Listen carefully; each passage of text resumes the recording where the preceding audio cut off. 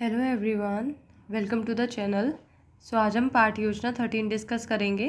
जब भी हम कोई पाठ योजना बनाते हैं तो उसमें कुछ जनरल इन्फॉर्मेशन फिल करते हैं, जैसे कि विषय हमारा गणित है, प्रकरण आज हमने त्रिभुज के प्रकार लिया है और ये कक्षा 7वीं का प्रकरण है। दिनांक और कालांश आप वही फिल करेंगे जिस भी दिनांक में आप बच्चों को ये पाठ योजना पढ़ा रहे हो।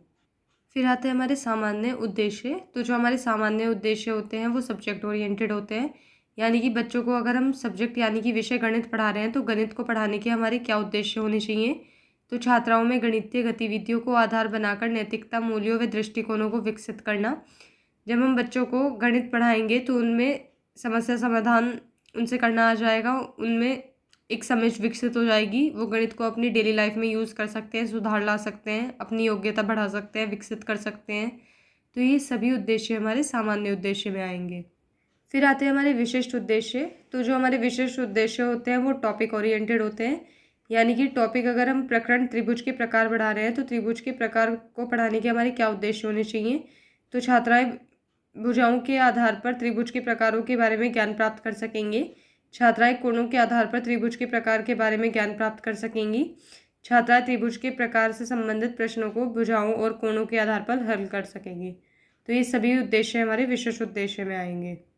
फिर आती है हमारी सहायक सामग्री। तो हमारी सहायक सामग्री छात्र अध्यापिका के लिए होती है, जैसे चार्ट, चौक, डस्टर, रोलर बोर्ड, सांकेतक आदि। इन सब की मदद से वो बच्चों को पाठ्य योजना पढ़ाते हैं।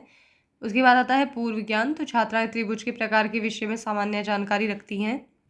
फिर आते हैं हमारे प्रस्तावना प्रश्न। तो जो हमारे प्रस्तावना प्रश्न होते हैं वो पाठ्य योजना जो हमारा मेन टॉपिक है उसे पढ़ाने से पहले पूछे जाते हैं, और इन्हें पूछने का जो मेन एम है वो ये है बच्चों में इंटरेस्ट डेवलप करना, उनमें क्यूरियोसिटी डालना कि आज हम क्या पढ़ने वाले हैं, यानी कि जो छात्र अध्यापिका है वो क्या पढ़ाने वाले हैं। तो इसमें इनकी जो संख्या होती है वो 4 से 5 प्रश्न होती है, और इन्हें बनाने के लिए एक जिगजैग पैटर्न फॉलो किया जाता है, यानी कि जो क्वेश्चन फर्स्ट का आंसर आएगा उससे रिलेट करके हमें नेक्स्ट क्वेश्चन पूछना है, फिर जो उसका आंसर आएगा उससे रिलेट करके नेक्स्ट। तो ऐसे करते करते हम उन्हें अपने लास्ट टॉपिक तक ले आएंगे, तो उनसे उनमें इंटरेस्ट भी डेवलप होगा और क्यूरियोसिटी बढ़ेगी कि आज हम क्या पढ़ने वाले हैं।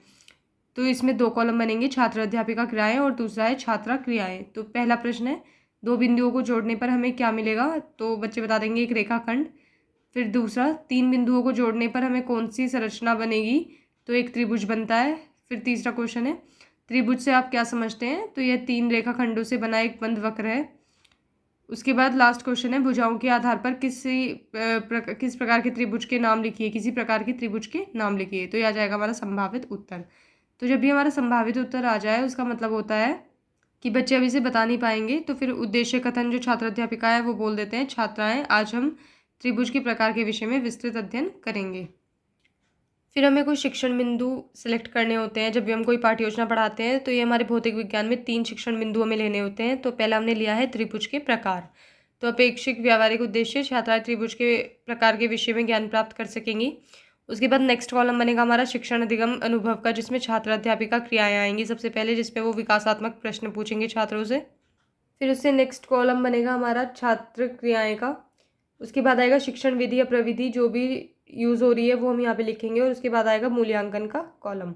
तो विकासात्मक प्रश्न पहला, त्रिभुज में कितनी भुजाएं होती हैं। तो बच्चे बता देंगे आराम से, त्रिभुज की 3 भुजाएं होती हैं। उसके बाद प्रश्न दूसरा, विषमबाहु त्रिभुज क्या होता है।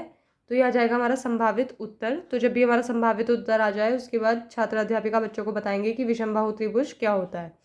फिर आती है हमारा नेक्स्ट कॉलम शिक्षण विधि या प्रविधि। तो यहाँ पे प्रश्नोत्तर विधि यूज़ हुई है, क्योंकि जो छात्र अध्यापिका है उन्होंने बच्चों से विकासात्मक प्रश्न पूछे और बच्चों ने उत्तर दिए हैं, तो ये हमारी आ जाएगी प्रश्नोत्तर विधि। तो वही हमने यहाँ पे लिख दी है। फिर आता है छात्र अध्यापिका कथन। तो इसमें हम बताएंगे भुजाओं के आधार पर त्रिभुज 3 प्रकार के होते हैं। तो सबसे पहला है स्केलिन ट्राइंगल, या फिर हम इसे बोलते हैं विषमबाहु त्रिभुज। तो इस त्रिभुज में क्या होता है कि इस त्रिभुज की सभी भुजाएं और कोण असमान होते हैं। तो इस तरह के त्रिभुज को हम विषमबाहु त्रिभुज बोलते हैं। दूसरा है हमारा समद्विबाहु त्रिभुज। इसकी 2 बराबर भुजाएं हैं, साथ ही समान भुजाओं के सम्मुख कोण बराबर होते हैं। फिर जो हमारा तीसरा त्रिभुज है वो है समभुज त्रिभुज। तो समभुज त्रिभुज की समबाहु त्रिभुज भी कहा जाता है। इसकी तीनों भुजाएं आपस में बराबर होती हैं तथा त्रिभुज के अतः कोणों का मान 60 डिग्री होता है। उसके बाद छात्राएं क्रियाएं में आ जाएगा। छात्राएं ध्यानपूर्वक सुनेंगी, समझेंगी व शामपट कार्यों को उत्तर पुस्तिका में नोट करेंगी।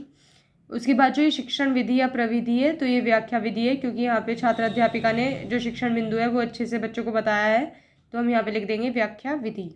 फिर सबसे आखिरी कॉलम में आता है हमारा मूल्यांकन का प्रश्न। तो मूल्यांकन का मतलब होता है बच्चों को एक तरह से इवैल्यूएट करना कि जो हम उन्हें पढ़ा रहे हैं उन्हें कितना समझ में आ रहा है। तो हमें कैसे पता चलेगा, हम उनका मूल्यांकन कैसे करेंगे? तो हम क्या करते हैं कि जो भी हमने शिक्षण बिंदु में पढ़ाया है उससे रिलेट ही हम एक क्वेश्चन पूछ लेंगे, तो हमें पता चल जाएगा कि वो कितना उसे समझ रहे हैं। तो क्वेश्चन है समृद्धि बाहु त्रिभुज के विषय में बताइए। फिर आता है हमारा दूसरा शिक्षण बिंदु जो कि है कोनों के आधार पर त्रिभुज के प्रकार। तो इसमें अपेक्षित व्यावहारिक उद्देश्य में आ जाएगा छात्राएं कोनों के आधार पर त्रिभुज के प्रकार के विषय में समझ सकेंगी। इस शिक्षण बिंदु में भी वही सेम कॉलम बनेंगे जो हमने पहले शिक्षण बिंदु में बनाए थे। तो फिर से सबसे पहले छात्र अध्यापिका क्रिया में विकासात्मक प्रश्न आएंगे। तो पहला है त्रिभुज में कितने कोण होते हैं? तो बच्चे आराम से बता देंगे अब त्रिभुज में 3 कोण होते हैं। देन दूसरा, आप तीव्र कोण त्रिभुज के बारे में क्या जानते हैं? तो यह आ गया हमारा संभावित उत्तर। तो अब संभावित उत्तर आ गया है तो छात्र अध्यापिका बताएंगे बच्चों को कि तीव्र कोण त्रिभुज क्या होता है। उसके बाद जो ये विधि या शिक्षण विधि या प्रविधि यूज हुई है ये प्रश्न उत्तर विधि है, क्योंकि यहाँ पे विकासात्मक प्रश्न पूछे हैं और बच्चों ने उत्तर दिए हैं, तो ये आ जाएगी हमारी प्रश्न उत्तर विधि। फिर आता है छात्र अध्यापिका कथन। तो कोणों के आधार पर त्रिभुज 3 प्रकार के होते हैं। पहला, तीव्र कोण त्रिभुज। इस त्रिभुज की सभी कोण 90 डिग्री से कम के होते हैं। दूसरा है समकोण त्रिभुज। तो इस त्रिभुज का एक कोण 90 डिग्री के बराबर होता है। और सबसे लास्ट है अधिक कोण त्रिभुज। तो इस त्रिभुज में एक कोण 90 डिग्री से बड़ा होता है। उसके बाद हमारे छात्र क्रियाएं आएंगी। तो छात्राएं ध्यानपूर्वक सुनेंगी, समझेंगी, व शामपट कार्य को उत्तर पुस्तिका में नोट करेंगी। उसके बाद जो ये शिक्षण विधि या प्रविधि लिखनी है तो वो ये व्याख्या विधि है, क्योंकि यहाँ पे छात्र अध्यापिका ने बच्चों को अपना शिक्षण बिंदु एक्सप्लेन किया है, तो ये आ जाएगी व्याख्या विधि। फिर सबसे आखिरी में आता है मूल्यांकन का प्रश्न। तो समकोण त्रिभुज के विषय में बताइए। फिर आते हैं हमारे अगला शिक्षण बिंदु जिसमें हमने लिए हैं आदर्श प्रश्न, क्योंकि जब भी हम गणित करते हैं तो उसमें ऐसा नहीं हो सकता कि हम बिना प्रश्न के ही कर दे सारा काम। तो आदर्श प्रश्न में छात्र अध्यापिका क्रिया में सबसे पहला प्रश्न है। इसमें क्या होता है, जो आदर्श प्रश्न है सबसे पहले जो छात्र अध्यापिका हैं वो बच्चों को कुछ प्रश्न बोर्ड पे सॉल्व करके दिखाएंगी, उसके बाद फिर उनसे बोलेंगे करने के लिए। तो पहले अभी छात्र अध्यापिका ही बताएंगे उन्हें। तो पहला प्रश्न है भुजाओं के आधार पर त्रिभुज के नाम बताइए।